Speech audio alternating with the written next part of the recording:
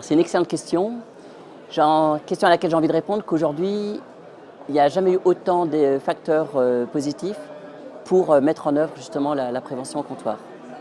Il y a l'article 38, l'article 51, on en a longtemps parlé. Désormais, elle a été validée, donc on peut la mettre en œuvre. Et j'ai envie de dire qu'au-delà de la prévention, moi je serais dans une démarche un peu plus large. C'est que je pense, c'est comment le pharmacien peut-il s'inscrire dans un nouveau parcours de soins pour le patient. Et je pense que si on prend la question dans ce sens-là, c'est-à-dire que le pharmacien pourra agir sur la prévention, sur la prise en charge des pathologies chroniques, sur le suivi de ces pathologies chroniques. Ça, c'est l'article 38. Et ensuite, sur l'article 51, une nouvelle opportunité depuis novembre 2018, c'est de pouvoir travailler sur le triage. Donc le triage des patients. Et on s'est aperçu avec ce que j'ai expliqué à la conférence en Suisse, c'est que 80% des triages qui ont été effectués par des pharmaciens sur 2 ans, 80% de ces consultations ont été traitées uniquement par les pharmaciens.